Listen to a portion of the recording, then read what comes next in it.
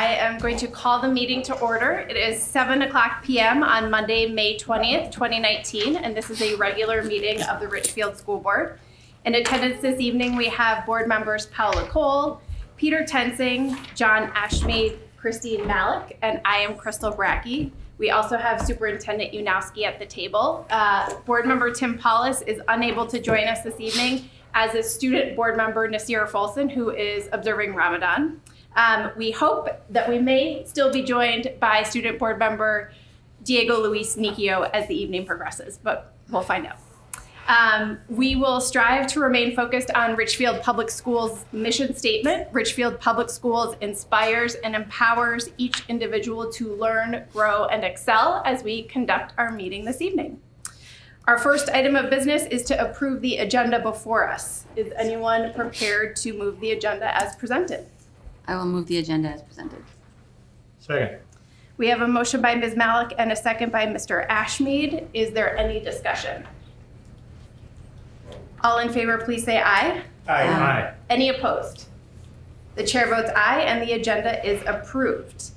Moving into the information and proposals non-action item section of the agenda.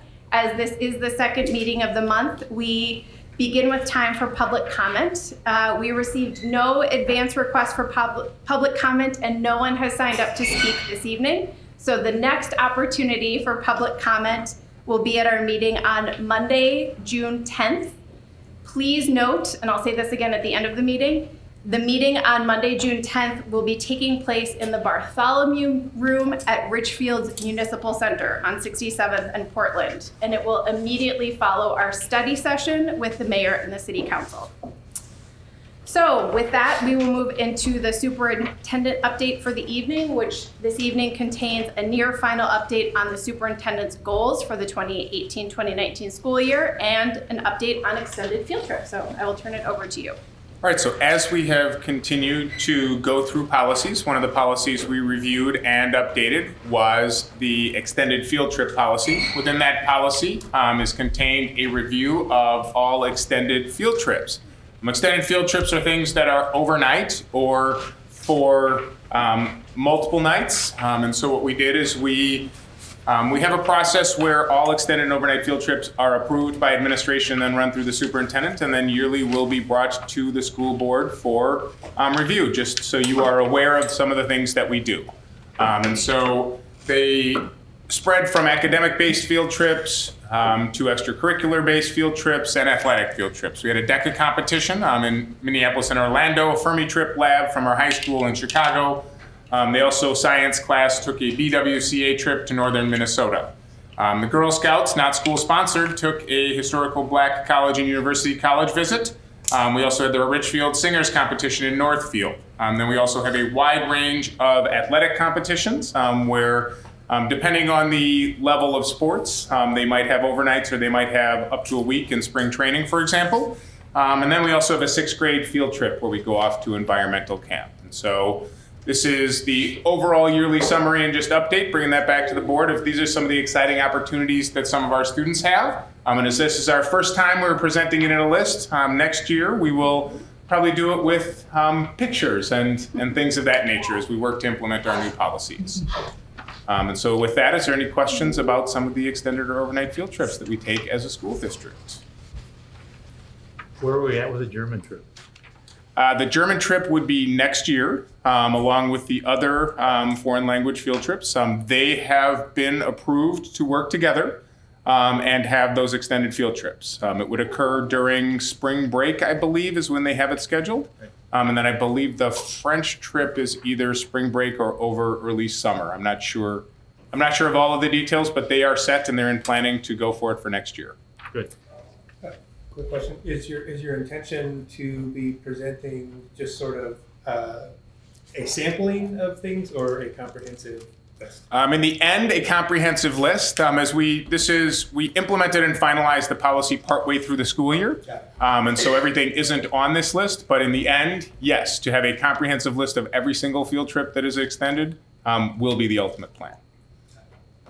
I'm guessing from that question there's something missing on here that you're thinking Well, of. there are a few things I'm Yes, aware of. absolutely. Yeah. Did you want to share any of them with other board So members? girls swimming traditionally does a preseason trip up to, they've gone any number of places in Minnesota, which is typically associated with a meet that they will do with a school, and then also bonding time for the team.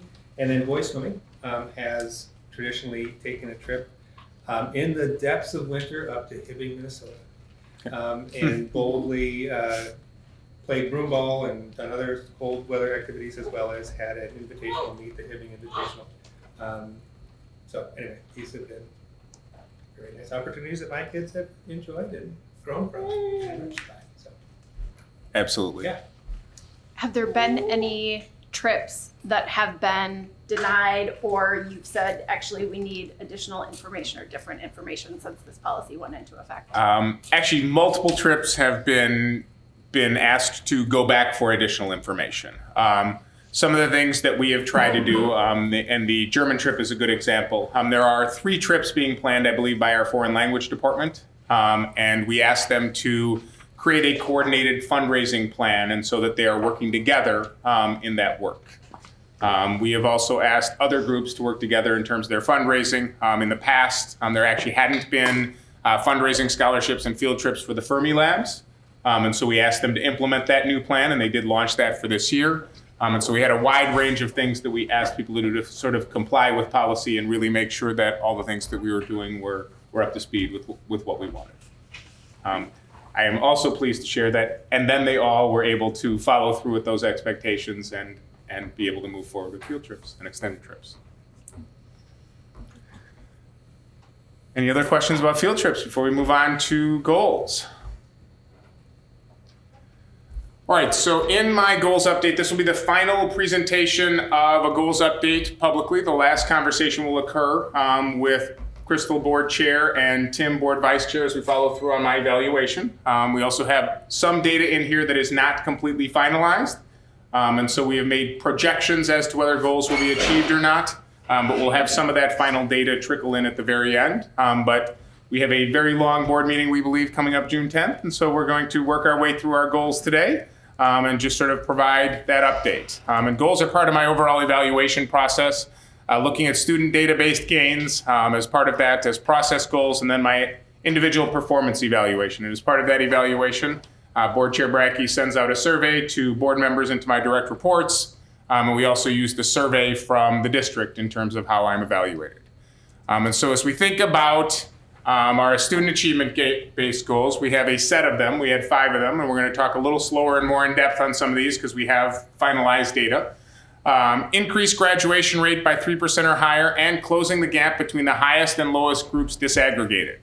And so looking at the overall grad rate, we did achieve that goal. And then from a gap closure, we actually closed the gap by 3 points or more, and 3 of our 5 groups with the largest gap between our highest and lowest achieving students. The grad rate back in 2007, and we need to keep in mind that this is year-old data. So we will get the 2019, this year's graduation rate actually comes out in February or March of 2020. So this came out just in February. And so our all students jumped from 80.9 up to 84.3. In terms of overall graduation rate. There were areas where we made progression in terms of the gap, and there are areas where we did not necessarily make progression. And so you can see those in red versus those in green. And so we had gap closure quite significantly between black students and white students, going from a 16.4% gap down to 13%. Between special ed and non-special ed students. This was a specific targeted area where we received supports from the state. Going from a 37.4% graduation rate gap to a 23.3% graduation rate gap. And our other successful area was in free and reduced students versus non-free and reduced lunch students, going from 16.3 to a 12.6% gap. We did not have successful gaps closure. We actually had gaps increase in other areas. Between Latino and white students, we had a small 0.7% gain, or a negative motion 0.7. And then also between ELL and non-ELL students, we also had a slight slippage the wrong way of 1.8. And so that's our overall graduation rate, large gains overall, gap closure in 3 of 5 areas we were specifically targeting.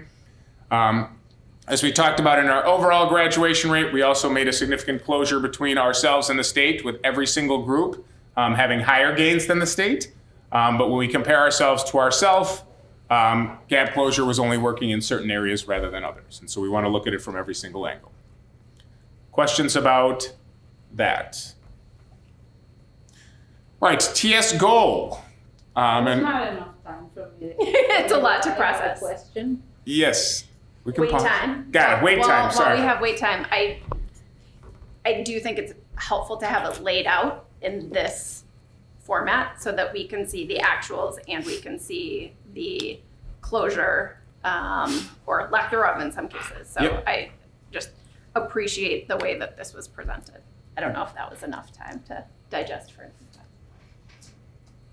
My question is, so there's obviously the Latino Y gap and the EL non that we can assume is the exact same group of students, give or take, with the English language. So I do know there have been concerns about parents not knowing what the graduation requirements were. The misconception that students passing from one grade to the next in high school means that they're doing well based on how different it is in Latin American countries, where children are held if they're not doing well. So I'm curious to know why did we not see any significant growth in graduation and achieving the goal of reducing that gap with those kids? Like what do we think happened? So I don't currently have that answer. We are currently studying that and looking at that, and we're looking at what specific supports we have for ELL students particularly, and how they are making sure that that our students are getting credits and supporting their academic achievement. Obviously, it's an area of targeted focus for us to really look at and break down behind the numbers what and why. I can say that passing grade to grade has not, I can definitively say that that has not had a negative impact on our graduation rate of Latino students and or ELL students. We actually made a change of practice in my second year. They had previously communicated to students who were not passing enough credits that they were still freshmen if they were still freshmen based on credits, and they called them freshmen. And same thing with sophomore, juniors, and seniors. And so people weren't being passed to the next class if they had not had credits. Now you move to a senior and you remain a senior if that was what would happen. What that actually did is it changed the dropout percentage of students. We actually were retaining more students in our high school because we found that people were leaving our school because they'd be called a sophomore if they went somewhere else. And if you go back about 5 years, our graduation rate of Latino students is about 20 points lower 5 years ago than it is right now. And so, well, I can say over the long haul, we have made large gains in gap closure. We clearly did not have that success this year. We're really going to dig into that and make sure we can figure it out. Do we have more students? So I'm thinking about meeting the requirements and either remedial courses, getting into taking off the spec, because they're doing something, they're coming to school. So what kind of course, I mean, it may not be an answer for right now, but I just want to know in what kind of communication, because I don't know that a Latino family knows what, freshman, sophomore. Those are those are words that you don't use for any other reason, like in your daily life. So I just don't know that families are aware of, like, there's this checklist, maybe is there that they can really know and really keep on track. Like if your kid does not pass this, and this is where, I just think it's important because kids just coming to school, I mean, they're coming and they're taking classes, and I know there's some issues about, I've heard, I don't know if this is true, but parents not being able to access their students' records because they've reached a certain age when apparently that's private now. No, not true, okay. Yes, no. No, okay. But But if that's the perception, Right, that's still there are Right. certainly areas of Yeah. communication we can examine and see what we're doing. I do know that there are meetings with every student who is not passing classes. There are also communication with every family who is not passing classes. Whether or not we have connected the dots and what exactly that communication looks like, I would have to investigate a little more and get back to you on some of that. And also understanding that if you wait till the last year, it won't be time. So, this kind of conversations, I think a lot about why children fall behind in elementary school, which is where I work, because if they're falling behind slowly from kinder first through, they're gonna come to a year where there's nothing, there's already a lot of gaps in knowledge. So I just wanna make sure that in our communication with families that we're really engaging them, because I know I think our families truly care about their children's success, and if they think things are going well, if their children are not saying at home how things are going, students who are already working, what kind of supports do we have for them, and then how can we make sure that those kids who are English learners are able to not take so many of the more remedial courses, or not being pulled out, or and really getting into, I think, a lot of courses that based on the learning targets could be taught in Spanish and not necessarily in English if it helps them. So maybe some social studies, something, because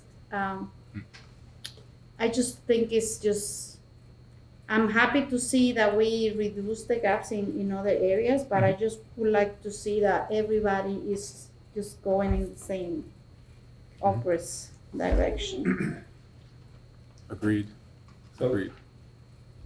that point, yes, that point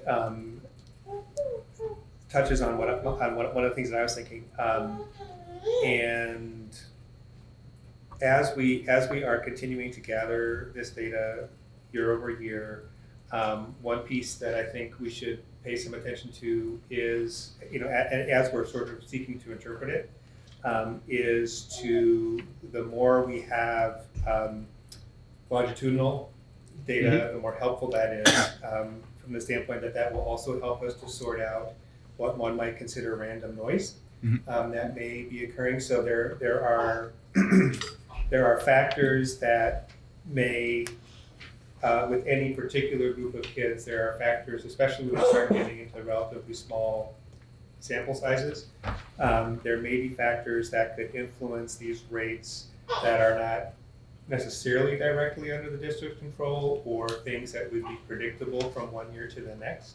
And the more we have a longitudinal look over multiple years, the more we'll be able to sort out and say, okay, we can see what our trend line is for any of these subgroups over multiple years. I think that'll give us a better feeling for how our practices are actually working on the ground, so that we don't find ourselves chasing our tail. That's one of my fears, is that if we're taking too much action on data that is short term, that we then lose focus, and we have too many tactical shifts, and we end up burning people out, and we're not staying persisting with our strategies and all that stuff. So all that by way of saying the longitudinal view will be very helpful as we gather more data. Right. Well, I also think it's important to put, so while it's in red and gaps have grown, and those are on the right side, and those are not achieved goals, I think it's also important to note, so talking about English language learners, for example, where the gap went up by 1.8, the English language learner graduation rate went from 72 to 75.3. And so we made a 3.3% gain for our English language learners. It just so happens that our non-English language learners went up by 5.1. And so it identifies is some of the things that we have are working differently for different students. And so that's when we talk about what we're really going to look at, that's what we need to look at. Similarly, even though the gap increased by 0.7 between Latino and white students, the graduation rate for Latino students went from 77.1 to 77.7. And so a higher percentage of the students in every single category grew. but different groups had higher levels of success. For example, special ed students, where we had a large targeted focus and took that large jump of 15 percentage points. And so it's definitely something we're going to continue to focus on and make sure that we are getting accelerated jumps for all students, and making sure that the programs and systems of support we go in, we launch and continue to support have equitable outcomes for all of our kids. I hope that in all of that education for families, I want to stress that, and I'll tell you why.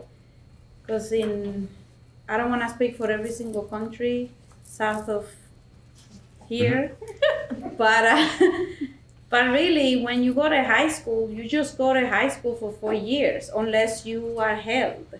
And there's no electives like that, and there's not like here is a lot like college, where you have prerequisites and you have to pass this before you do that.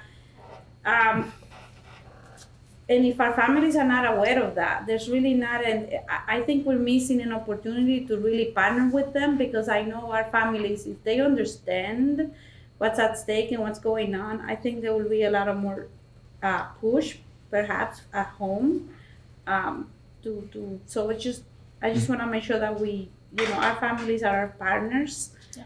And I think it would be really useful to ensure that they understand how this whole graduation requirement needs are met. Absolutely, and I absolutely acknowledge that. And as you think about what we've had as conversation at the board, ongoing focus on improving our communication, improving our partnership with parents, and improving our work with second language families are all things that are areas of our ongoing focus and areas we've talked about needing to continue to improve it. So.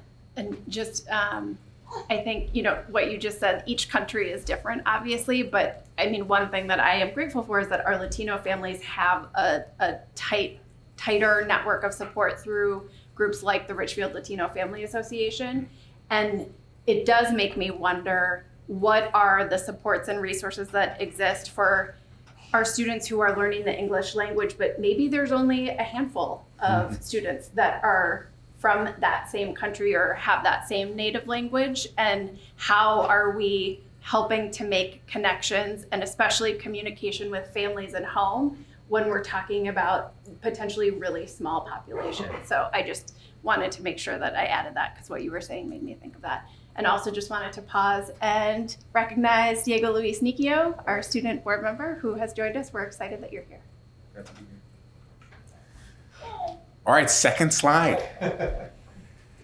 As we know, we have been working with pre-K, and so we're really focusing on having our students ready for school at different levels. And so we're looking at proficiency of 85% or higher for students on TS Gold for early education.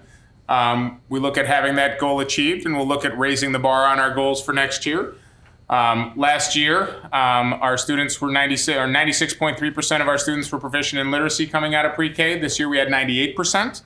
And last year in math proficiency, we went at 86.5%. And this year we came out at 89.7%. So we're excited to see some of the proficiencies as our kids are really benefiting from that pre-K program, and hope to continue on as we keep moving forward with that in the future. One of the challenges of that is our kindergarten teachers have really had to transform what they're teaching our students. And now that has also trickled up to first grade, as we're seeing much higher scores on the MAP, which is a measure of academic progress that students take in early elementary all the way through 8th grade, because students are coming in higher. And so they're having to adjust the rigor and having to adjust higher what's being taught in our early elementary school classes. And that will continue to move its way up. We're looking at MCA math achievement, including closing the gap between highest and lowest groups. Again, similarly disaggregated. And then we're also looking at what MCA math improvement of 3% proficiency or more. Based on projection data, this is one of those things where we do not have finalized data. Our students have taken the MCA, but that data is embargoed. However, we do have non-embargoed MAP data, so we're able to make projections based on what we're seeing. We do not anticipate making goals in MCA math growth, and we also do not necessarily overall expect to achieve closure of our gaps between our lowest and highest students. And why, when you see progress in 3 of 5 areas that we've made that, We wouldn't call that a gap achieved. We don't think our overall math achievement is going to go up, and the proficiency will significantly grow. And so we don't feel that you can close a gap by lowering where you are. And so even though that gap closes, and that's one of the nuances in the short term, long term of gap closure, we want to do that by having all of our students accelerate higher. We are doing a pilot of 2 different math curriculums in our elementary school. One is called Eureka Math. It's in its 2nd year, and the other is called Bridges in its 1st year. We've identified that Eureka Math is not being overly successful, and so I'll be meeting with the Sheridan staff, and they have launched that school-wide. And we'll be talking about Eureka Math and what we're going to do as far as that pilot, because the curriculum's not working with our students as the way the research had shown.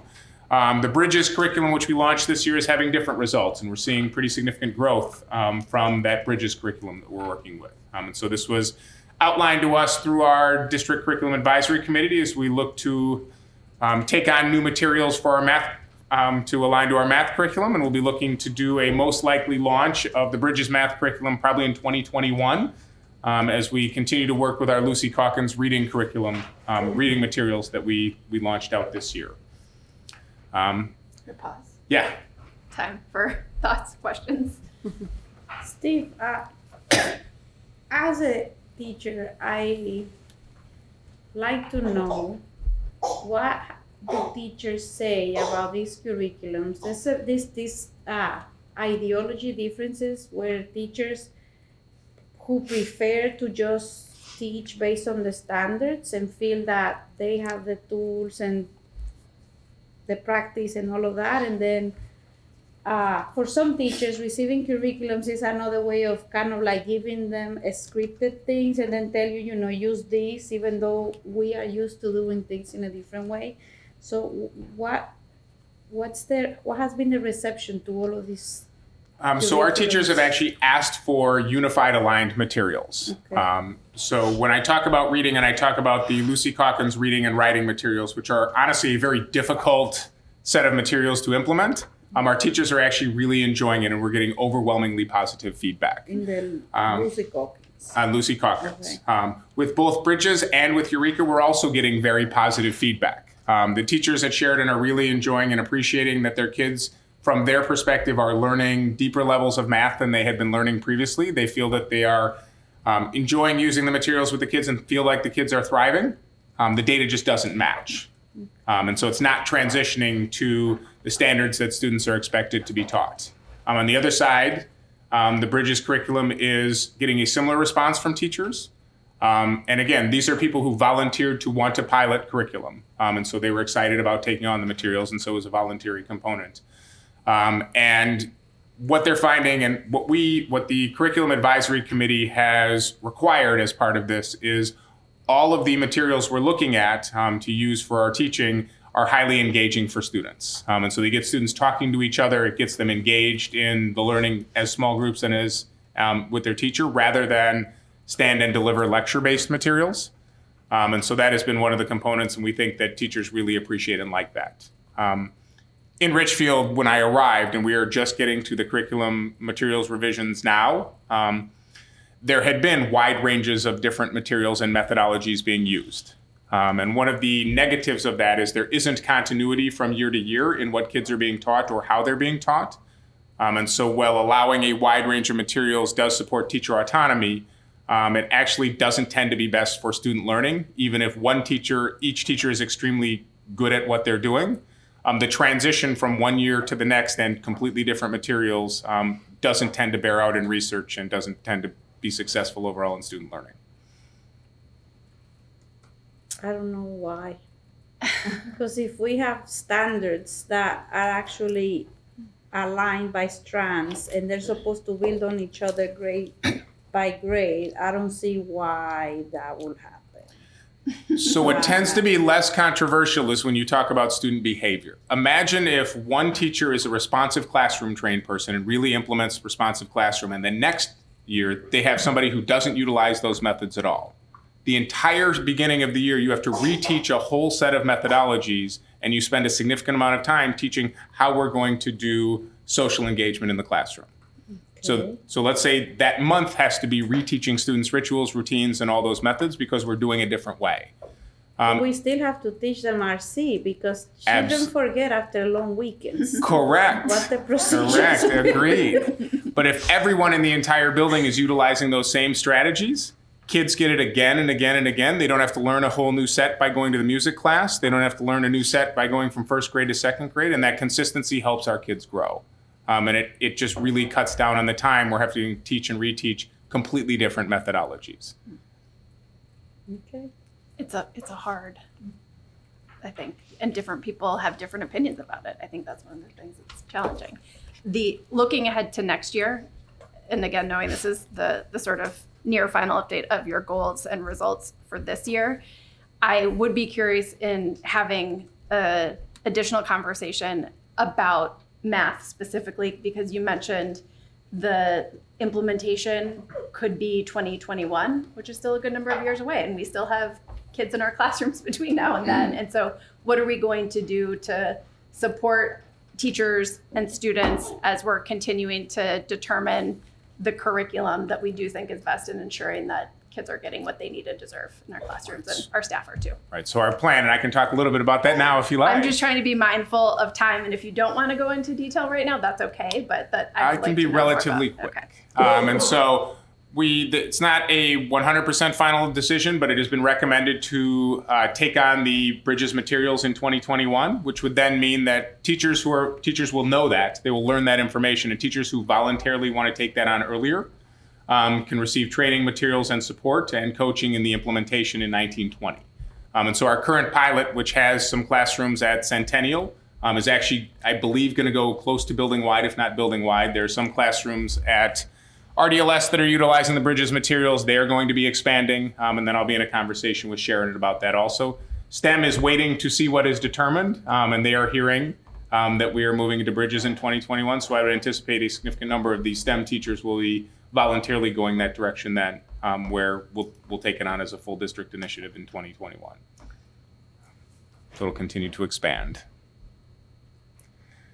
Before we go away from MCA screen.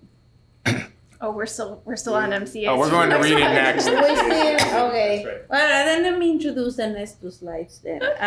Something that this was my first year actually administering MCA, going from second grade to fifth grade. And I found this very nice Excel created sheet from the state, which suggested growth for a student per year. That gave me and my colleagues a different view where the scores might not show proficiency met, but they can show growth as it did this child grew, a year or more. So I'm just curious to know if there's anything like that going on here that we are. So when I talk about projections based on the MAP, we take the NWA MAP, Measure of Achievement Progress, in the fall and in the spring. And so we do measure growth in that comparison and look, and we do have conversations from a more formative perspective, how students are growing from fall to spring and in the classroom, and what strategies are working, and we absolutely look at that, and look at what's going well and what's not. Because we don't just use the MCA as our measure of achievement. It does get reported in the paper, and it does get reported in the state, and so it is part of my goals. And so as we look to reading achievement across the district, I'm looking for similar 3% gains, and then also gap closure. And again, based on our non-embargoed MAP data, and so we'll have to finalize that once we have the ability with MCA. We do believe we had a successful year. In terms of MCA reading growth, close to 3-point gains, and then based on the projection of MAP, even more significant gains than that. We are not sure at this time, and don't believe that we had significant gap closure or gained gap closure in one of 5 areas. And so we are looking to, again, because it's embargoed, we don't have full access to all the data, and so we're really looking to break that down further. And similar to what we're able to do now within graduation rate, look at what strategies are working, look at what strategies aren't, and how can we figure out ways to be more successful with all of our students. We also looked at working towards improving culture and climate as we launched our social emotional specialists, and we continued to do additional social emotional work in all of our buildings, looking at a decrease in suspendable incidents of 10% or higher across the district. closing the gap between highest and lowest incident group. At present, it is looking at, again, this is similarly not final data, looking at incident reduction and then also gap closure. As of the end of April, we are on target to have reduced that from 491 to 292 across the whole district. A year ago, the gap, again, this is in progress, the gap between Latino student suspension and white student suspension was 45. That appears to have grown a little bit up to 59. But similarly, while shrinking the total number of suspendable incidences, and similarly for our black students, we had a gap of 114 in 17-18. That gap has reduced and has been down to 88 for this current year. And so we're looking at some of the work that we're doing from a social emotional perspective and continuing to try to reduce those significant issues within our schools. Recommendation? Yes. This would not meaningfully change the numbers because I think the denominators in my theoretical calculation would not meaningfully change the numbers on gaps. But I'm going to suggest that we, rather than reporting this as sort of an absolute value of suspendable incidents, that we report it as a rate of suspendable incidents per capita of student population, so that we are normalizing for different sizes of populations. Okay. Again, I don't believe that calculation, were we to perform it, would meaningfully change the gap calculations, but that's just a recommendation. Okay, we will add that as we look to examine overall. We also did, we looked to see if you had suggested previously about presenting it school by school. Basically, most of our suspensions actually occur within secondary. And so most are in middle and high school with a very small percentage, 50 or fewer, across all of our elementaries combined, we believe. And so we'll look at that a little bit more in depth when we have summary data to present and share. We also will share those in partnership with our work with the collaborative 43 districts and the Minnesota Department of Human Rights as we work to do this work across the state. In equity looking, if I look at it backwards,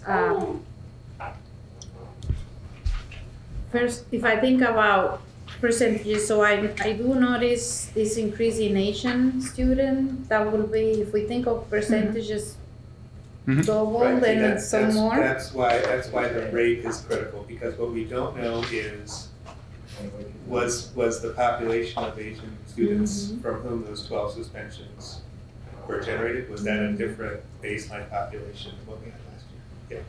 Then if you think about, for black students, you have more than 50% reduction.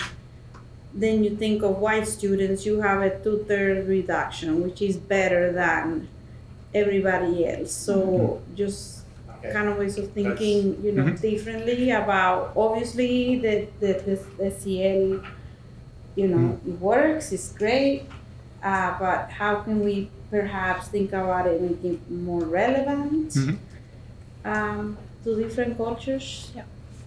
Yep. I just want to urge caution on reading too much into the quantitative assessment. Yes. I think that the numbers are just way too squirrely to make any quantitative conclusions. And a question I have for the board, and it doesn't have to be answered now, and Crystal and Tim can have this conversation in my eval, is to what depth do you want me to present? I tend to present summary overall data in this. When we do our grad rate presentation, we really go in depth. When we do our overall behavior data, we do that much more in depth. MCAs in the fall will be a larger in depth. Do we want that as part of my goals also? I'm certainly happy to integrate that. It will make this 3-4 times the size, but again, we have done things where we put data into the packet and we don't go through side by side. So something for the board to reflect on. I think it would be good for us to talk about when setting your goals for the coming year. And just another thing that I want us to always be conscious of is student privacy, especially when we're getting to some numbers here that are quite small, and how to ensure that we are not sharing any information that could be identifiable. Absolutely. All right. So one of the things that we talked about, so when we moved to process goals are some of those things connected to our strategic plan and the things we're trying to work on to accomplish to make sure that we have all the pieces in place to lead to those student data pieces. So we did have our full launch and finalization of that K-5 literacy curriculum and materials, Lucy Calkins. We had an overwhelming success, both from a student achievement perspective, but then also one of the things the board asked for was survey data on report of teachers. How did they feel that the implementation went? Because we wanted to look at qualitative response in terms of our launch of curriculum. And so we launched materials in K-5 literacy. We also had materials in 6-12 math that will continue on. We did surveys at the end of each of our professional development. Over 80% of our teachers felt they were successfully prepared based on the training received. And that those that were not were identified and they received follow-up coaching and support to make sure that they were able to effectively implement the materials. And so we felt pretty pleased with how the curriculum rollout went and also received that feedback from our colleagues in Education Richfield. Implement and revise vision cards with board presentation. And so we did launch out vision cards talking about data points across a wide range. Just as a reminder, they matched each of our 4 strategic plan strategies. Vision card A was about providing challenging, relevant, and engaging educational opportunities for all students to increase learning. Vision card B, positively promote Richfield Public Schools to enhance engagement, recruitment, and retention of students, families, and staff.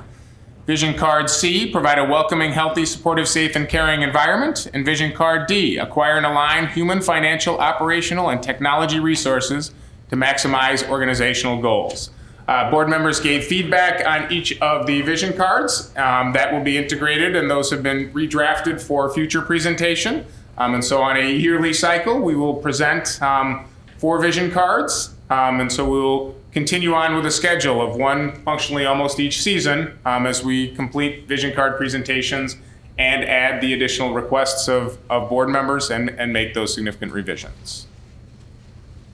And apologies to people who are just trying to see this on the screen. We know it is not legible from the seats as you are looking at the screen, so it is available on the website, or I see some people have hard copies of the packet. All right, we asked for the launch of new input participation groups. And so we had high school presentations related to Reimagine Richfield. Across our buildings, we had individual site events where principals and leadership gathered information from the community members. We launched a superintendent strategic advisory, which was part of our overall Reimagine Richfield plan. And then we also launched the extracurricular advisory. Just as a reminder, superintendent advisory meets Wednesday of this week. And the extracurricular advisory final meeting of the year will be on June 10th. And the superintendent strategic advisory meeting this week is at what time and It in is what location? 6:30 to 8:30 right back here in the same location. Anyone is welcome and encouraged to attend. Just wanted to put the plug in. Perfect. Extracurricular June 10th. That's I'm thinking I'm off by a day. I believe it is June 11th is the... All right. Strategic plan process goal about social emotional support system improvements. And so we launched the safe and supportive school group. So while this wasn't a group led by myself, we did launch that to gather input from students and from parents. We launched additional social worker and social emotional supports in every building. And then worked on system alignment, one of the things that we talked about in relation to board member Cole and curriculum alignment. So we did district training, and the entire district is almost, I will say, darn that snow, trained in Innocent Classroom. We will finish up prior to the start of school with the one training for 2 of our buildings that has not occurred. We've been using Envoy as social emotional strategy and additional other supports. We were planning a survey for this spring. The group, the Safe and Supportive Schools group, decided it would be more appropriate to do that in the fall. And so they made that decision to reschedule the survey on how things are going for the fall. But looking at our data, we're very pleased with some of the overall incident reduction. Overseeing the start and the planning and start of capital facility work. Obviously, our project oversight committee, of which board member Ashmead faithfully shows up every other Wednesday and on additional times. In the board packet, you can find the information updates link, which is also on our website, shared weekly information on the progress. High school broke ground this winter in STEM RDLS, even though it says to break ground in the spring. You find the entrance at RDLS gone and being built on. The back of RDLS is being built on. The front of the high school is torn down and continuing to move. And they're going to go after STEM in just a couple of weeks. And so some exciting progress happening. And yes, we are on budget.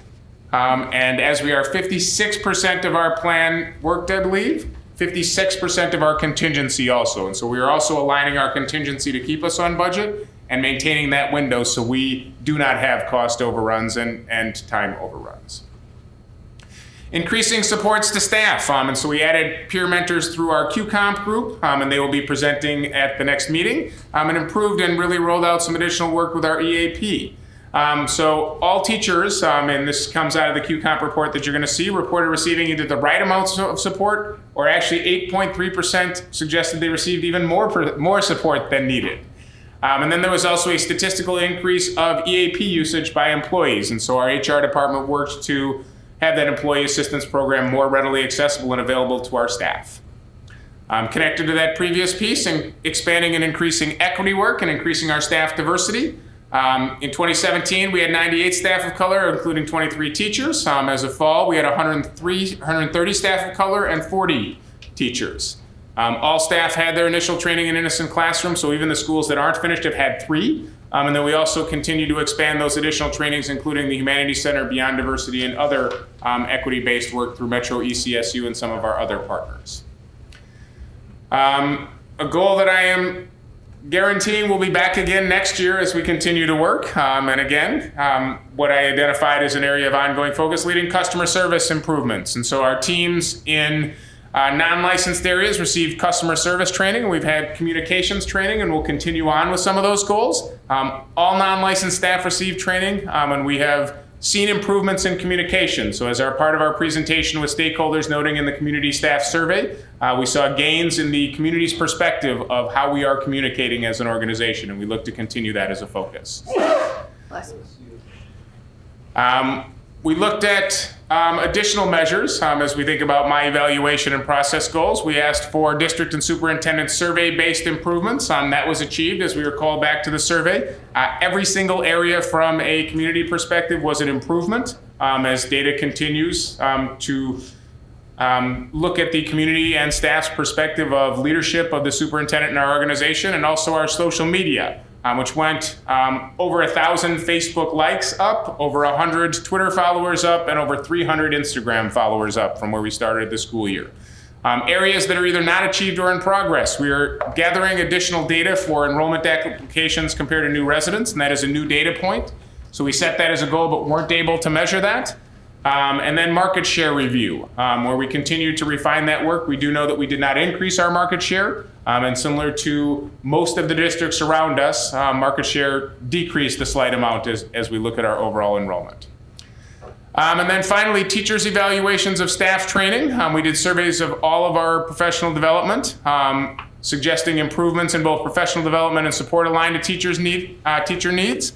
And then our HR is working to make sure that we have our staff and teacher evaluation completed and on time. At present, we're looking at a range of 98% of evaluations on cycle and on time. And Director Nielsen is working furiously with our team and the principals to make sure that we complete all of our evaluations and have that work done. With that should set the stage for the follow-up of actual data and goals with, again, Board Chair Brackey and Vice Chair Powles. And then my evaluation, of which there will be surveys out coming and moving forward. And I will give a quick overview of that, also to give people time if there are questions or thoughts that you still want to share, because that was a lot of information to digest for board members, but also for people watching. So the evaluation process, and the superintendent did touch on this, but I just wanted to make sure that I shared this again at the end. So I'll be gathering feedback from our principals and from the other direct reports of the superintendent. I will be sending a survey to each one of you as board members to collect your feedback. We will utilize the feedback that was shared as part of the community survey that was conducted recently. And then all of that information will be synthesized by myself and with Tim, our vice chair, who's not able to be with us tonight. We will meet with the superintendent to do that evaluation process. Included in that is his self-evaluation. And then we will come back and share a summary of that at a public board meeting this summer. So that's just a brief overview of the process. And then any questions or comments from board members? just when you have that timeline set up, More let specific us timelines. know so Yeah, that we can Set the plan time ahead a aside. little bit for that. of course. Thank you. Will do.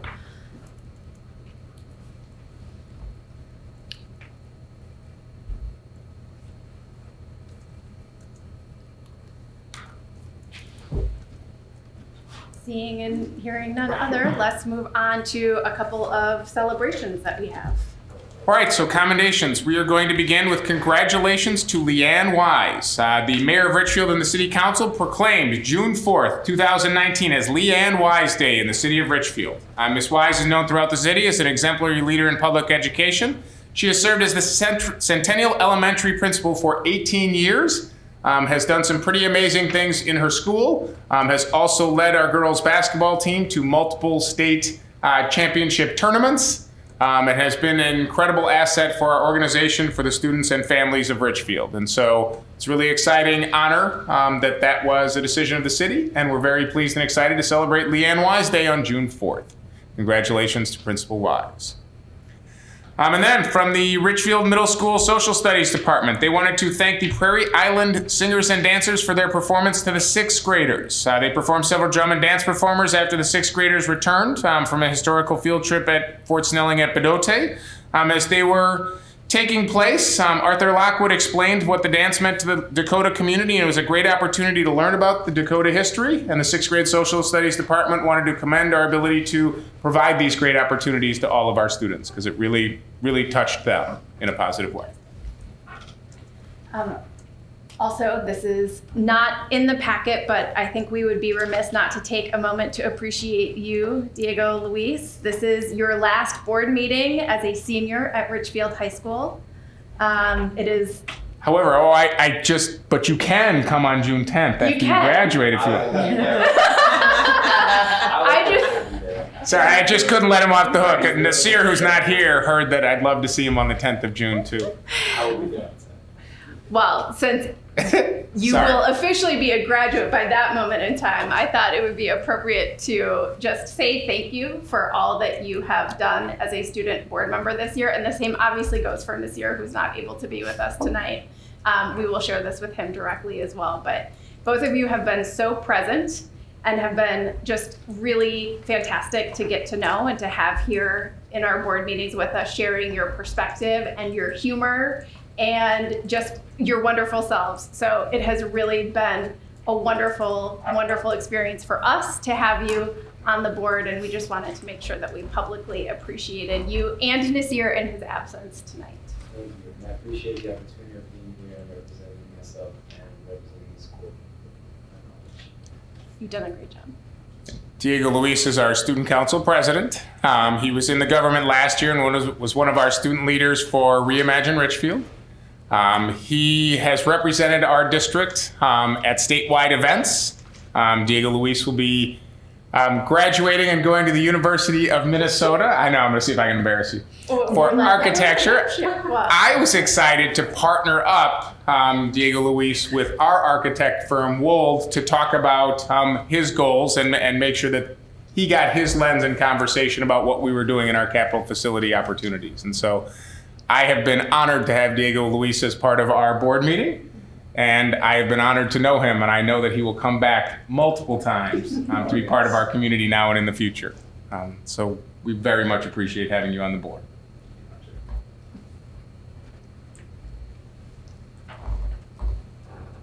Okay, so the next item is a little bit of a letdown after celebrating Diego Luis, but the consent agenda is still very important because it contains routine business items. As always, if there is an individual item that a board member would like to remove for consideration, that can happen at this time. Otherwise, we could entertain a motion to approve the consent agenda as presented. I will second. So we have a motion by Mr. Ashmead and a second by Mr. Tensing. Any discussion? All in favor, please say aye. Aye. Any opposed? The chair votes aye, and the consent agenda is approved. So we will move into the old business section of the agenda, where we have just one item this evening, which is a second and potentially final read of policy 744 and accompanying guideline on activities transportation. So Superintendent Yunus. Absolutely. And so we looked at this and we had the extracurricular advisory review this multiple times. The main change that occurred between the last draft and this one is actually just changing the extracurricular, co-curricular, and activities transportation to one-term activities. Mr. Boyd's title officially has become activities director. And so we aligned all of that, and since practices aligned that, we actually took out all mention of co-curricular and extracurricular, which caused confusion, and turned that to activities. The previous pieces just clarified and made sure that the transportation that is outlined in our guidelines and within our work actually aligned to our practices. And so we wanted to make sure that those were in there. With that, I will open things up for questions. How are they going to administer the release of travel to all of the parents? So the general expectation is, and this is coaches will be trained, is that students who ride the bus to an event are expected to ride the bus back. If there is an alternate arrangement, it would be documented in advance. And then if there was an emergency, the coach would be expected to contact the athletic director to make sure and get previous approval if that was needed. And so that's how we worked our way through that. Most of the time, that is what's implemented. And it just takes a little proactive planning from coaches and from families. And I think communicating that this Yes. is a change that we want to be consistent. Absolutely, yes. Part of our work with our policies and our policy review is we review our policies, make sure that they are updated and then aligned to our practices. And as the board has guided, we should have our system following all of our policies and all of our guidelines. And so part of that in the fall is we're training on all of the changes of policy. And a lot of the things that we've done and continue to do this year with dress code upcoming and student behavior will impact our work. And so we're training all of our teachers and staff and coaches in this for next year and communicating it out very clearly. The one piece I wanted to follow up on is what I raised when we saw this the first time before the sort of title and the language had been changed, but around the aspect in the guidelines that talks about transportation to scheduled practices being the responsibility of the student. And at the previous meeting, I sort of raised concerns about access and equity challenges that could provide for our activities where those practices take place off-site. So, at a ski hill, for example, or, at a pool or at a different gym than one that is local to us here in Richfield. And I understand that to provide that transportation to daily practices is cost prohibitive for us as a district. It is a significant amount of money. So I guess my hope is that we can think about, are there systemic ways that we can provide support to students and families in thinking about how to organize that, or if there are things like bus passes that we could help provide that could ease some financial barriers. So that's just, and I know that that's in the guidelines, so it's not necessarily in our purview as a board, but just wanted to make sure that I shared follow-up on that since I raised it when we discussed this previously. Absolutely, and that was one of the most recent conversations we had with extracurricular advisory was around how do we remove barriers to students' participation. So there is often coordinated carpooling and systems set up to make sure that students are able to get to and from practices that are off campus. There have been bus passes utilized in the past.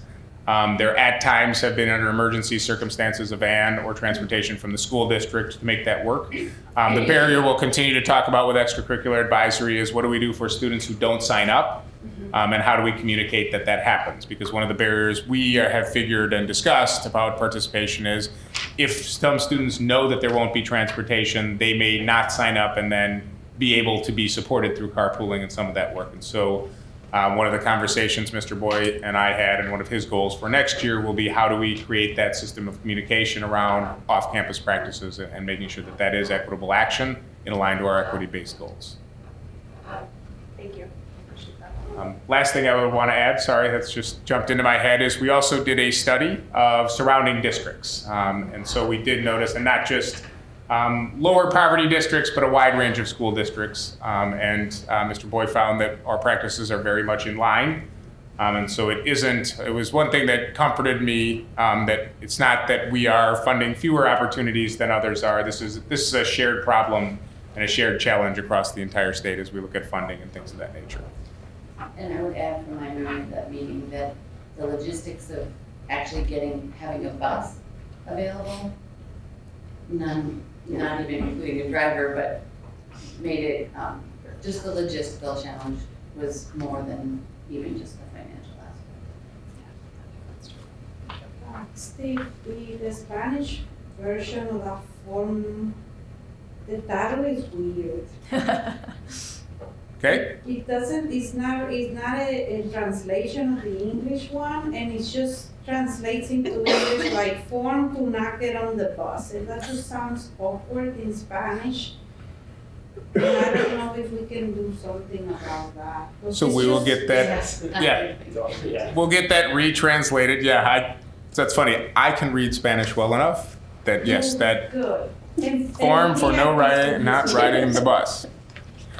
Yes, so the one positive is guidelines are not formally approved by the board. However, should you choose to move on policy and guideline today, I would suggest that you add the language, provided that the Spanish translation gets changed and double checked and is a more effective translation. And we would do that before it became posted online. So as you see Ms. Island frantically writing that down, she'll post 744.1 guideline in English, and then the travel form in Spanish will clearly not be posted until we get that cleaned up and do more effective. Thank you for flagging. You're in agreement? Oh, I don't like it. They say don't get on the bus, which it sounds like so like it's like attacking you or something. Yeah. Not the message we want to send. Got it. Were you about to make a comment or a I motion? was about to make a motion. Please go ahead. So, Madam Chair, I would move that we approve the policy as presented with the amendment that the Spanish permission form will be retranslated to the satisfaction of Diego Luis. I will second that one. Okay, so we have a motion by Mr. Tensing and a second by Ms. Malik. Is there any further discussion? All in favor, please say aye. Aye. Any opposed? The chair votes aye, and the policy is approved. And we will move into the new business section of the agenda, where we have a number of items before us. And we'll start with a resolution to non-renew a probationary teacher contract. And Mr. Holge, our Chief Administrative and Human Resources Officer, will present the item. Thank you. We do have one addition of a probationary non-renewal this evening. This is in addition to what was approved by the board last meeting. It's a matter of communication between the supervisors, HR, and then getting onto the board agenda that this just got missed.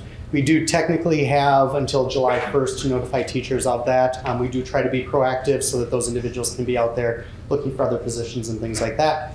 As we talked about last time, many of these situations really align with the funding and trying to meet our budget, which we'll be talking about a little bit later this evening as well. So with that, we ask for your authorization of that resolution for the probationary non-renewal of the one additional teacher.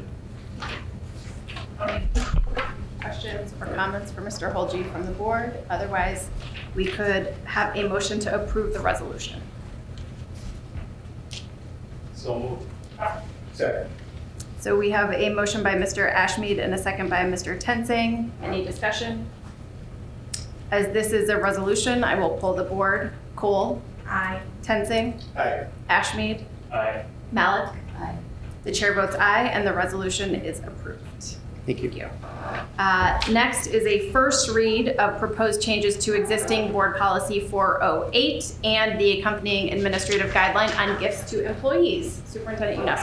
Yes, and so just as a reminder, we are bringing policy forward for that first read, and so this is just to refresh us on the policy. There are some red lines because it already needed to be updated to align to significant changes in state statute since 2019. It will actually undergo, since 2012 when it was first written.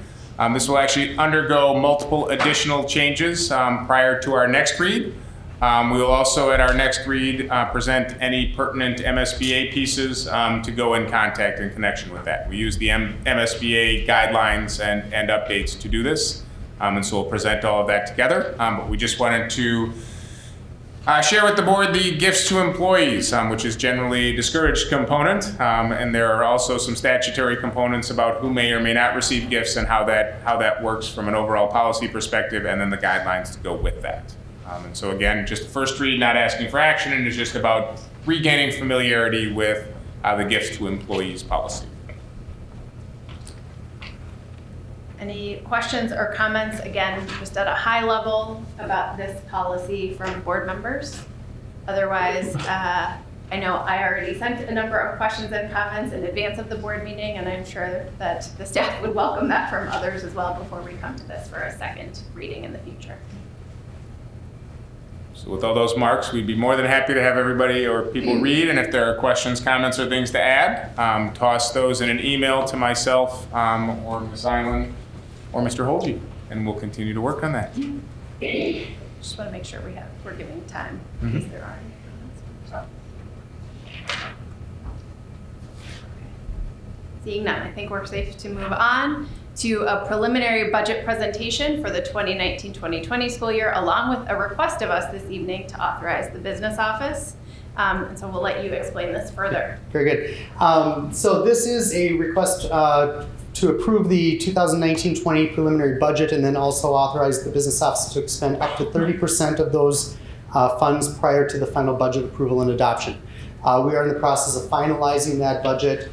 But because we have started to submit requisitions, so for purchases to be received prior to July 1st, we do want to have that authorization so we can start to plan that and authorize those different programs to make that those purchases so that we are ready to start school at the beginning of the year. Just kind of a quick highlight of where we're at right now. If you look to the next page on the revenue and expenditure summary by source, this is again something that you're used to seeing on a monthly basis. Regarding our updates, we have built in the 2018-19 revised budget, which the board approved last month, and then are also looking at the current recommendations for next year's budget. We're going from $66,659,772 in revenue down to about $66,319,203 in the general fund.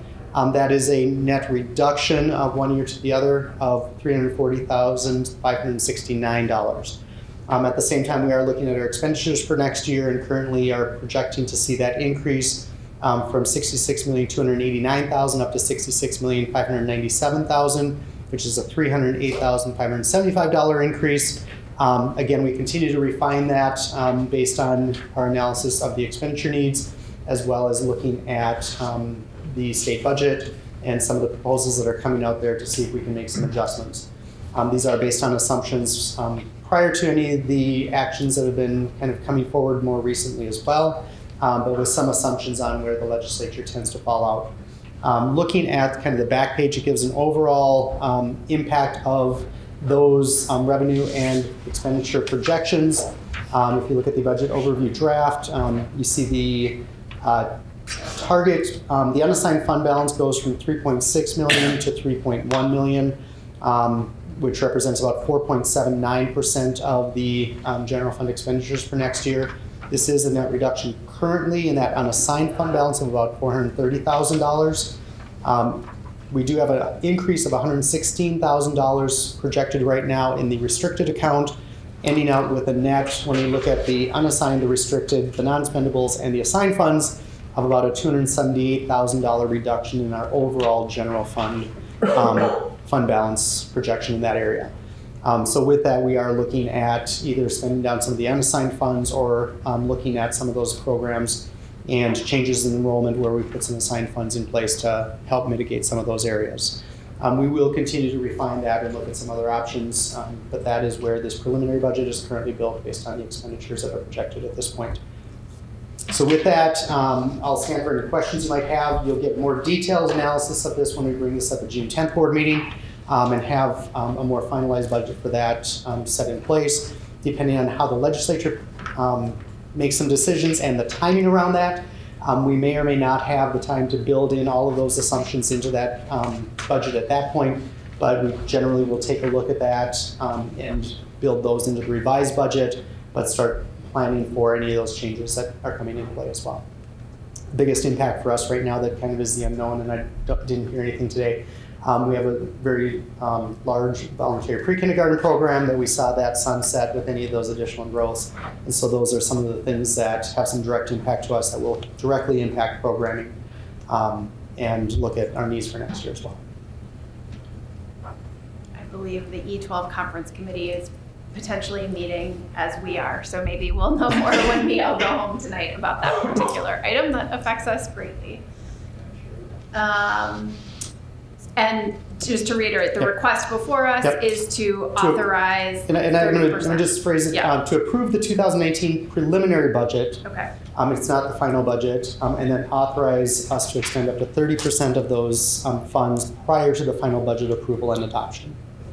and I apologize if I missed that. That 30% is the same request that we have received in years Correct. prior. Yeah. This is standard practice. We do the revised budget, then we come with the preliminary budget in May, and then we fine tune that for the June. The amount is the same. And is the what I wanted to 30% say. is the same amount. I would move that we approve the preliminary budget and authorize expenditure of 30% of budget. Sorry. Sorry. So we have a motion by Mr. Tensing and a second by Mr. Ashmead. Any further discussion? All in favor, please say aye. Aye. Any opposed? The chair votes aye, and the approval and authorization is granted. The next item is the proposed calendar of school board meetings for the 2019-2020 school year. Superintendent Yunus, you introducing this? Absolutely. And so, as we do on a yearly basis, we just set up the next set of years' schedule and calendar. This can obviously be changed. So, for example, we have within our agenda and at the bottom of our agenda today a tentative possible meeting set up for June 24th, which we may or may not need. We would need that if we had a special board meeting and had project change orders for our capital facility change. And we'll know that in the next couple of weeks whether or not we had to have a special additional meeting. This would be the regular meetings, the expected meetings, maintaining that same calendar on the first and third Monday, and those change obviously when we have holidays that push those off to Tuesday. In this current calendar, we do not currently have second meetings in June and July. One significant difference is that our June 10th meeting this year is a little bit earlier, and so June 15th is later. And so that puts some additional possible time, but we also have added in the past an additional summer meeting about every other year, depending on what's been happening. And so this would be just continuing the same pattern of first and third with those couple of additional Tuesdays. Questions or comments? I know the question, and I remember bringing it up again last year, is whether we should just proactively set that second meeting in June. I would say especially since we are going to be in a construction heavy season again next summer. But I'm comfortable waiting a few more months and moving forward with this for the time being. It feels like a perpetual issue for us. And the June meeting is really long. It is a very long meeting. Yes, I remember we talked about that last year too. We have a lot to cover. And then we'll come back to the question about a potential second meeting in June of this summer at the end of our meeting. So we'll come back to that topic. And I know it says here that study sessions will be added as needed. And so we don't need to formalize this, but I know it is the board's practice to host a study session, I think in July or August, when we have school board elections coming up in November. So just want to also put that on the radar since we do have 3 seats that will be up for election in November. So we should choose a study session for that sometime, maybe even in the next couple of weeks, just so we can start to share that will be an opportunity to talk more about the upcoming school board elections. Yes, and if we were to approve this proposed calendar, we would probably look at adding one either August 5th or July, or at our upcoming meeting in July. Yeah. More to come on that. I will move the proposed calendar as presented. I don't have any particularly firm opinions about a second meeting in June. Willing to take it as it comes on that. Thank you. Second. So we have a motion by Mr. Tenzing and a second by Ms. Cole. Any further discussion? All in favor, please say aye. Aye. Any opposed? The chair votes aye, and the calendar is approved. Next is a request to authorize the district to enter into a lease agreement for future relocation, possibly with the Richfield College Experience Program. So Mr. Holge, please share more. Very good. So first of all, I'd just say it's great when Richfield community members come together. And I think this is one of those great opportunities where we saw a need. We saw some changes at Normandale Community College where our current Richfield College Experience Program is located. Some growth that they have, some changes within their facilities that they have, that they were asking us to kind of be looking at some other opportunities in the future. Something came up where we found out that Hope Presbyterian Church had one of our old buildings, Portland Elementary School, that they were no longer planning to be using in the long run. And we're looking at some short-term opportunities to kind of build something out for a 3 to 5 year while they spend some time analyzing what their specific needs are and our plans are associated with that. So we've been working with them to identify and relocating Richfield College Experience Program onto that site. As part of those dialogues, there have been some great opportunities that have come up as far as how that might even enhance our programming, and a continued commitment to have that program still be something that is on that pathway where students in that program are being encouraged into Normandale or other college experience programs as well. So it isn't mitigating the program, it's just kind of bringing it back into the Richfield community, having those opportunities and those options. So with that, we've been working on negotiating an agreement. What we're asking for tonight, we have not finalized those details, but authorization for the administration to enter into a lease agreement with the church and take such other necessary actions to relocate the Richfield College Experience Program from Normandale College to a portion of that Hope Church property. It is an isolated part of that property within the school. There are some other programs that would be located in it, but we would basically have a wing that would be dedicated to the Richfield College Experience Program. So with that, we're asking for your authorization this evening. If you have questions, we can certainly respond to it or other feedback. Well, and I also think this is an important time. We wanted to bring this conversation forward to also publicly share. You know, we've talked about RCEP at Normandale, and we've talked about the possibility of it returning to Richfield. We moved to Normandale in partnership to try to pair our alternative learning center with the college experience in the hopes that we could continue to develop our students getting high school and college credits at the same time.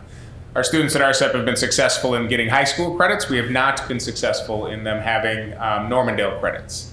And so given the transportation of getting students out there, the ongoing facility improvements that are happening at Normandale that would cause us to move either way, and also the ability to bring the program back to Richfield. We found this is an exciting opportunity that we wanted to talk about publicly and want the empowerment to take those next steps to help move the program back. So this is not a finalized lease agreement. Again, just repeating what Craig said, this is nothing finalized. This allows us to, in good faith, negotiate in that way and move forward. So when you talk about due diligence regarding facility qualifications for this program, can you give a little bit more detail on what that means? Yep, so we've been moving fairly quickly, but we have had our team of technology, facilities, health and safety, nutrition services, curriculum programming, have all made a site visit onto that site to take a look at the space, what the needs were. Part of what we're doing is doing some final assessments on the indoor air quality and standards that we're required to maintain as part of a school district to make sure that there aren't any significant capital investments that are unforeseen that we would need to be making that might mitigate kind of our financial ability to make that change, or Portland's ability, or Hope's ability for that site to turn it into this sort of program.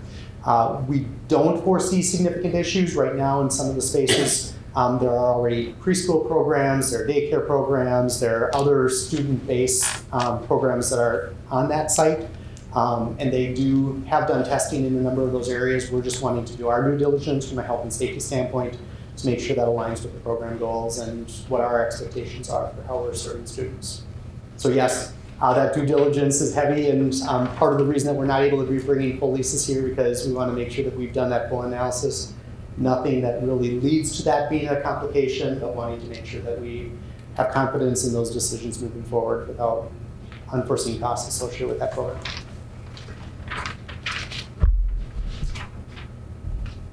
Does that answer your question? Yes, thank you. Any further questions or comments from the board?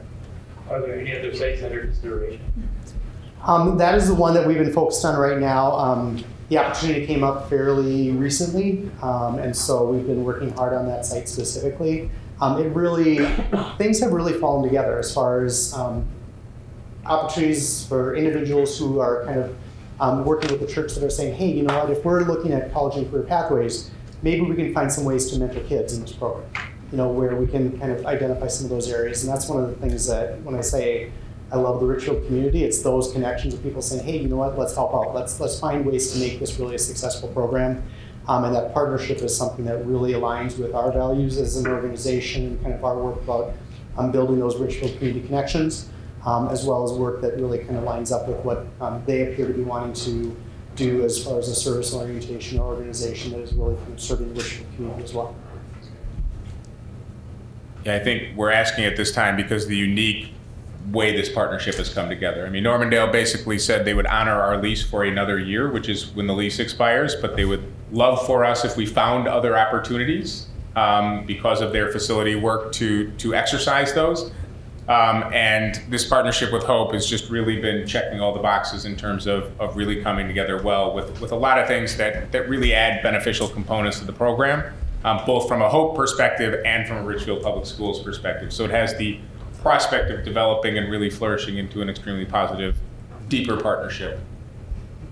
It really is. When Dr. Wilhite, who oversees that college experience program, went on, she's like, this checks so many of the boxes of the things that they would like to do of kind of rebuilding a community where there's kind of a contained environment for kids that they can connect up, have those opportunities to kind of really engage in that work. There's expansion opportunities for that site potentially as they're looking at some building projects themselves, where they're going to be relocating some of their other programs into a new project they're working on. And so we have some opportunities to expand that program or expand that as a Richfield school site, and that's going to be something that we may continue to work on, but it really is based on the needs of the organization, what's available there. Well, that being said, I move that we approve the authorization for lease agreement with Hope Church. I'll second. So we have a motion by Mr. Ashmead and a second by Ms. Malik. Any further discussion? All in favor, please say aye. Aye. Any opposed? The chair votes aye, and the authorization is approved. Thank you. And then last but certainly not least in this section of the agenda, are reviewing several generous donations that have been made to the district. Yes, an ongoing, exciting fundraiser that's run for our food shelf is the Richfield High School Empty Bowls fundraiser. And the Richfield High School Spartan Food Shelf received a donation of $373.18 from the Richfield United Methodist Church and $2,444 from the Richfield High School Empty Bowls fundraiser. It's a great opportunity provided by our teachers and by our students and by our staff to raise money for a wonderful thing, and it's done in and through the arts department, so it's a great thing. And then the Richfield High School Random Acts of Kindness received a donation of $373 from Penn Nutrition and $122 from the League of Women Voters.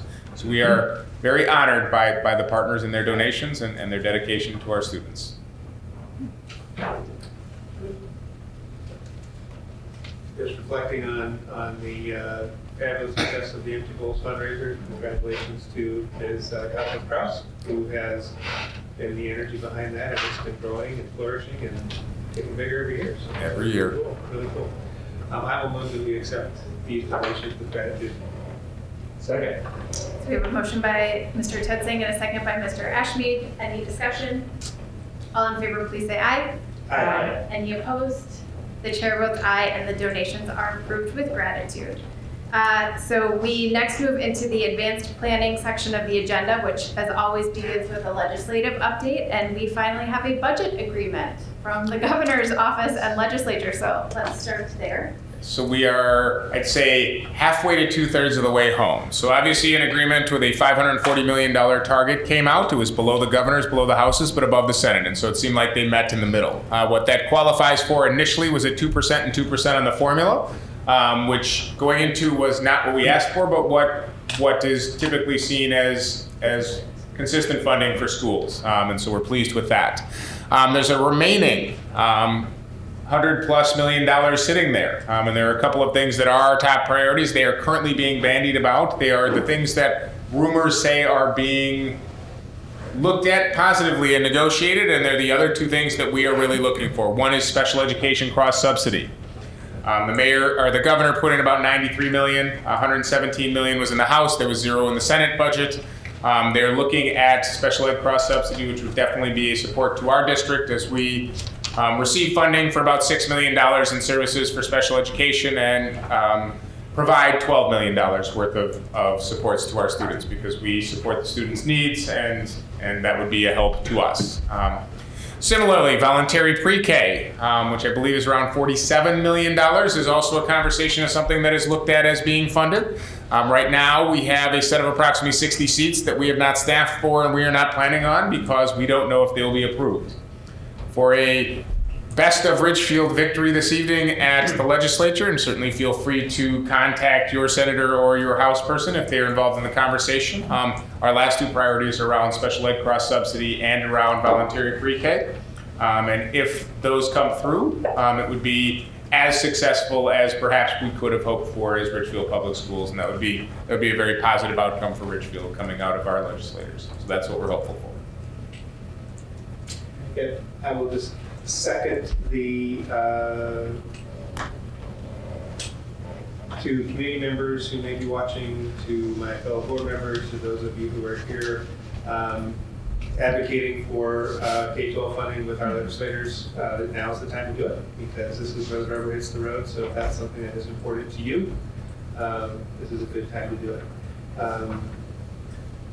And I think I want to commend my fellow board members and Superintendent Gnowski for, I think over the last several years, we've been successful at being more proactive with how we engage with our legislators. And it's nice to see, hopefully, some results from it. Yeah. Proactive and focused, I think. Okay, we can move into additional information or questions from the board that they would like to share with each other or members of the public. I received a communication from Jim asking me to mention the Spartan Foundation annual golf tournament banquet and awards dinner, which will be Monday, June 17th. So if people are available to participate in that, it's a wonderful event. It's a great fundraiser, and they provide some very impressive scholarships to our students, which are and then there's like a big awards breakfast, which should be coming up end of this month or beginning of June. I have not seen the date on it. But it's a very fun event and a very worthy cause. Thank you for having me. Just a public reminder, we continue to do our branding and marketing work. And we continue to revise and refine our overall marketing brand and the visuals that go with that. There are ongoing feedback sessions and ongoing refinement occurring. I believe tomorrow night in here there will be athletic coaches and booster clubs meeting to look at things and give feedback. They will also be going out to the RDLS and an additional schools, PTA and PTO, and then they'll be back here again on Wednesday for the Superintendent Strategic Advisory as we just continue to gather feedback, refine, and really try to get that unified message of who is Richfield Public Schools, and then from a visual perspective, what does that look like? Just because I asked before the meeting began, we are also including students in these focus groups to make sure that our young people have a direct voice in this really big decision for us. And the answer is yes, that is correct. There have been several meetings with students and gathering of student input and feedback on design also. And Wednesday in here, they are doing that again, says Mr. Holge. Thank you. Because there has been significant changes and redefining as feedback. Yeah. I mean, one of the things people often ask is, well, if I give feedback, does it matter? And so what I tell people is, well, A, it doesn't mean that your opinion will be obeyed, but feedback is taken. There actually have been refinements and changes of every piece of the work that we've been doing. And so yes, feedback is absolutely needed and appreciated and will continue to be refined. And keep coming to meetings because the things change, and so you'll keep seeing new versions. And I just got The to, more meetings you go to. I got a text. Because I saw multiple changes. Right. Yeah. Right, so I'm getting a text from Mr. Holge. The boosters are tomorrow, but the coaches are on Thursday. Boosters aren't tomorrow. They were rescheduled I also. think the whole thing got rescheduled till Thursday. Thursday, yeah. Well, that just changed. My night freed up tomorrow. I just found out an Woo! hour ago, so that's, or 2 hours ago. Thank you for the real-time updates. So our next meeting will take place on Monday, June 10th, and we'll begin with a study session at 6 p.m. with the mayor and city council. And as we've talked about, that conversation is going to be a way to start talking about some of the potential priorities that we could really focus on across our two bodies. And I know a number of potential things have come up, from enrollment to sustainability projects to other things. So I think this is going to be a great opportunity for us to talk together. Please note that that study session at 6 p.m. will be held at the Richfield Municipal Center. I'm going to say it again, in the Bartholomew Room. And our board meeting at 7 p.m. will be held in the Municipal Center. So there's going to be no need to frantically drive back here. We will start at 7 o'clock. And as Ms. Cole alluded to, that is likely going to be a very long meeting. So bring snacks, water, and other sustenance that you might need to spend the night with us at the Municipal Center. Do you have a, yeah, sir. Are we bringing contact with us? Of course. We will transport yours. We will also, because we are hosting, even though it is on the city site, we'll also have name tags for our city council folk and for the mayor. And whenever it is your final board meeting, before you officially ride off into the University of Minnesota sunset, you can take yours with you. What? But, you know, hang it up in your dorm room. Yeah. So to go back to the topic, yeah, Will there be food at that? Oh, that is a good question. I imagine. With the study session and going from 6 until the cows come home, yes, we will provide some form of snack food for the meeting, since we are hosting. And what we have chosen as a board is, when we are hosting emissaries or other people, we do provide food. And so we have done that for our legislators, and we'll also do that for our city council friends. Again, even though it's on their site. So now we'll talk about the tentative second meeting in June that is being proposed for June 24th. I understand it would likely be a very short agenda, only to approve construction-related items that could not wait until our July meeting. First of all, is that an accurate? Yes, and it is an if needed situation. So we are obviously full force, and on the 7th, 8th of June, we go into extreme fast pace as we break ground at STEM, and we are really doing a significant amount. And so we'll be live and active on 3 buildings at the same time. And so it is possible that there are change orders needed, and they wouldn't be able to be implemented until the July 15th meeting if we don't do that. So if it is needed, and we wouldn't know until Mr. Holge. Really, Thank you for coming to the microphone. Yes. I'll just pop up. So the board has authorized change orders up to $25,000. So it would be just for any of those significant changes that come up that are unanticipated once they get into the work. So they obviously have a bunch of work that's been going on. So far to date, the change orders have been reductions as we're trying to realize some efficiencies in those areas. They do say that inherently, once you get into projects, there are some surprises that pop up that require some additional costs. It would be anything that's over that $25,000 for that single incident that would be impacted by that would come forward, and that's when we would identify that. Thank you. If we knew what they were, we'd schedule it right now, put that forward. And I think what we need to know is whether or not we could have a quorum of board members present on June 24th. And so I don't know if board members know at the moment, or if that's something that you would like to share back with Mary and or the superintendent, but I think we just need to have a sense of whether or not we could have 4 people at least here on the 24th for that meeting if necessary. And I'm especially stressing that because I am going to be in Vermont, and so will not be able to be present, though we could do the video virtual thing in accordance with state law if absolutely necessary for me to count towards quorum. And I do believe there would be latitude if that date and time doesn't work to schedule it at another time, if there's a morning or midday or whatever, depending on availability. There's some of that flexibility too. Okay. Okay, no conflicts. We got 2, 2, I 3. think I can. 3. Mr. Ashby? Okay.